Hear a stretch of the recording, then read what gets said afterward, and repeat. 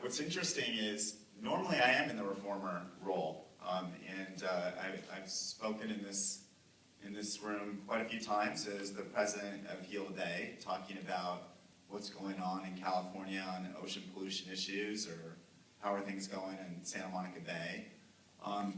Today, actually, I'm flipping hats because this may be one of the most, maybe the only radical thing I've done in the environmental career. And I want to give you a little bit of background on where that came from. So as a volunteer, I've chaired Santa Monica's Task Force on the Environment now for 21 years. And it's been an absolute pleasure working with the city here in Santa Monica that cares so much about the environment. It's such a core value of who we are here in Santa Monica. And you can see it with the Sustainable City Plan and what's happened in this city over the years, and really trying to do everything possible. You've seen this transformation in this campus. 10 years ago, really wasn't much going on here in the environment on campus here. And now things have changed so dramatically. So it's been a pleasure to do that. I worked at Heal the Bay for 23 years. I was their first hire in 1988. And about 6-7 years ago, I started having a midlife crisis. Now, my midlife crisis was not, I'm very happily married, so it had nothing to do with leaving my wife. I'm not really into sports cars, so that really wasn't it. And I couldn't afford a Tesla, so if I was gonna get one, But from the standpoint, I was having a career crisis, and I love Heal the Bay dearly, and it's made such a huge difference in this community in Southern California coastal waters. But I kept running into an issue that the existing regulatory framework that I have been using my entire life to really try to make a difference was helping us, in essence, do a good job here at home. But I kept seeing that the environment was getting worse and worse, especially on a national basis and on an international basis. And so all these flaws in the regulations that were there, whether it's the Clean Air Act, the Clean Water Act, Coastal Zone Management Act, you name it. I could, I teach at UCLA and go over every single water law that you can imagine, with my students. But they're all hugely flawed in many ways from the standpoint of truly protecting our right to clean water. And I've noticed in communicating, even with my own board of directors, with all the hundreds of volunteers at Heal the Bay, that as things changed over time, the improvements in water quality became more incremental. And the solutions became more technical, more acronym driven. So if I started to talk to you about total maximum daily loads and how that was going to clean up Santa Monica Bay's beaches, the room would be empty inside of 5 minutes. And that was the challenge that we had, was that somehow the environmental movement and the regulations that we had so relied on since the Clean Water Act was passed in 1972, Clean Air Act 1970, National Environmental Policy Act 1970, all of those regulations had now become so technical and so driven in that way. I'm sure you guys heard of the climate change bill that failed 4 years ago, was somewhere around 1,500 pages long. So from the average person's point of view, that doesn't speak to any of you from the standpoint of what are we going to actually do to shape the future here.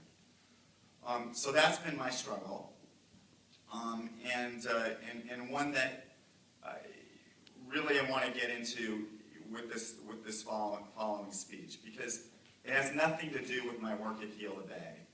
When I first started there, we had a bay that had a dead zone. We had fish with tumors and fin rot. Those days are long gone. Water quality has improved dramatically within Santa Monica Bay, and they're all great successes that I feel quite proud of. And even the beaches, from the standpoint of the summer months, are so much cleaner than they used to be, and safer for people to go swimming and surfing. So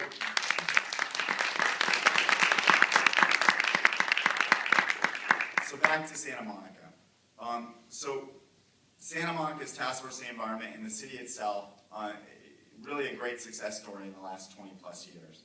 The city's developed and implemented one of the most successful sustainable city plans in the nation. Santa Monica has always been a community leader in social justice and environmental protection, and the Sustainable City Plan has really helped frame these issues very, very well. The plan is voluntary and includes goals and metrics in numerous categories, including environmental benefits, environmental health, resource conservation, open space, housing, transportation, education, human dignity, and starting this year will even be the arts. Despite the fact that Santa Monica developed and implemented this far-reaching plan, it has not served as the desired model for the region that we all had hoped. Santa Monica is it. They had their first plan in 1994. There's no other city in LA County that has a comprehensive sustainable city plan. Very unfortunate. Just recently, in my current role as a professor at the UCLA Institute of the Environment and Sustainability, I was part of a team that developed a short-term, 8-year sustainable city plan for the city of Los Angeles, Vision 2021 LA, in the hopes that it would inform the mayoral and city council race dialogue on the environment. Unfortunately, despite the fact the plan was very well received, and both mayoral candidates, Wendy Gruhl and Eric Garcetti, have endorsed it, it hasn't drawn out the environmental dialogue that we all had hoped. It really has not been the focus of this race in any way, shape, or form. So, however, the longer I stayed at Gila Bay working on these local issues, the more I realized that solving environmental problems was not enough. For every Santa Monica Bay that's an environmental success story, there are 50 other environmental failures. Nearly 1 billion people don't have access to an adequate water supply, and 2 billion people don't have access to adequate sanitation. Deforestation and loss of biodiversity are occurring at unprecedented rates. Our oceans are on a path to lose all viable populations of large species of fish by 2050. And climate change impacts from increasing greenhouse gas concentrations in the atmosphere also continue to grow. All very daunting, all very overwhelming. So during the peak of my doubts, a colleague of mine in the environmental movement, a woman named Linda Sheehan, who's an environmental attorney, expressed similar concerns. She was the head of the California Coastkeeper Alliance, which manages all the different water keepers in the state of California. We talked about how our nation, despite its long environmental legacy, had not passed a comprehensive environmental law since the Clean Air Act reauthorization under the first President Bush. So it's been all the way since 1990. That means most of you guys were not alive the last time that we had federal comprehensive environmental legislation. That's pretty disturbing. We talked about how our environmental success stories on water quality and coastal resource protection, our areas of specialization, were incremental wins, not nearly enough to protect our nation's receiving waters for people and aquatic life. And also, our wins under parts of the Clean Water Act involving once-through cooling power plants or total maximum daily loads didn't resonate with the public like stopping massive sewage spills or preventing giant fish kills. Even the Deepwater Horizon explosion and subsequent spill of over 200 million gallons of crude oil didn't lead to national environmental movement reinvigoration. Heck, 2 years ago, we even saw plastic bag manufacturers sue the city of Manhattan Beach over their plastic bag ban under the California Environmental Quality Act, literally turning around one of our state's most important environmental laws and using it to stop progress in the environment. Somewhere along the way, protection of the environment became more of a fad than a moral obligation or a way of life.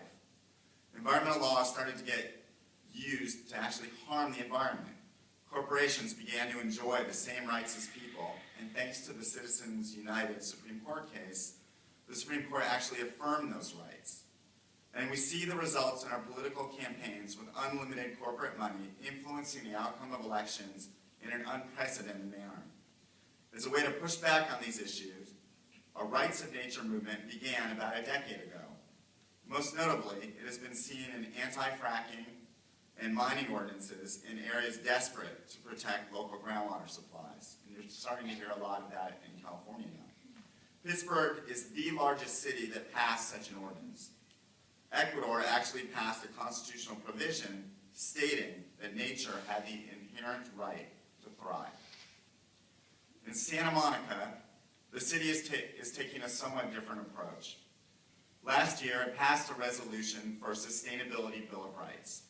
The City Council unanimously declared that people have the right to adequate and clean water that's safe to drink, air that's safe to breathe, soil that is safe for planting, a sustainable energy future.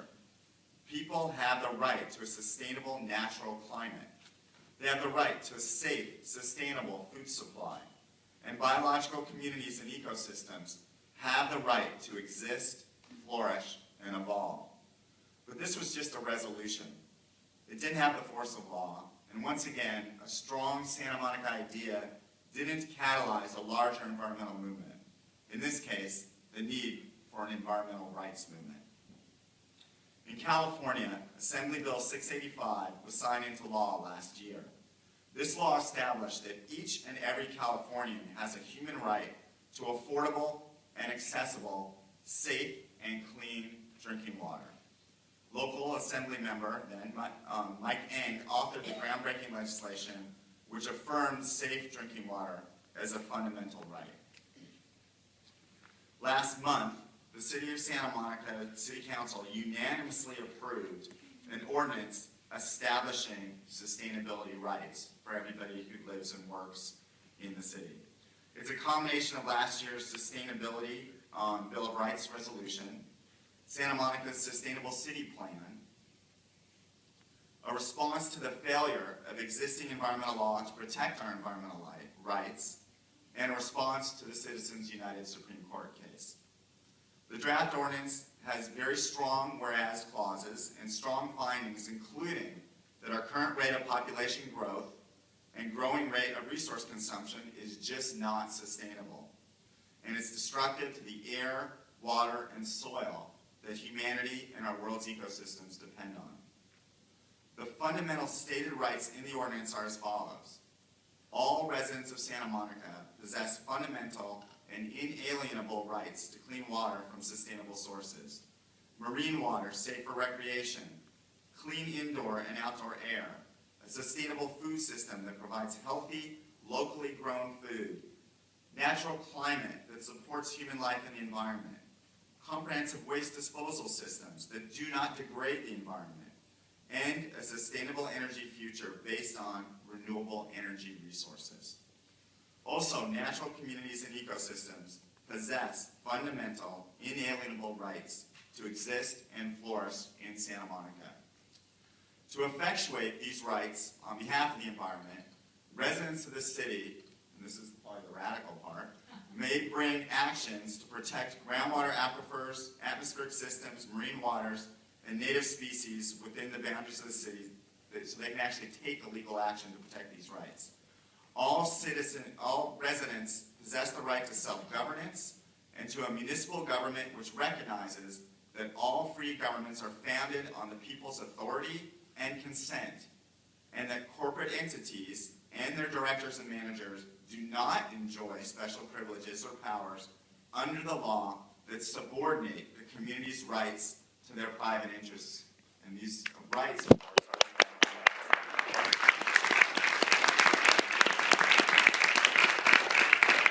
all of these rights are now enforceable by the people of Santa Monica. That means literally you as someone who lives in Santa Monica, if you feel that these rights are being impinged upon, have the right to sue to protect those rights.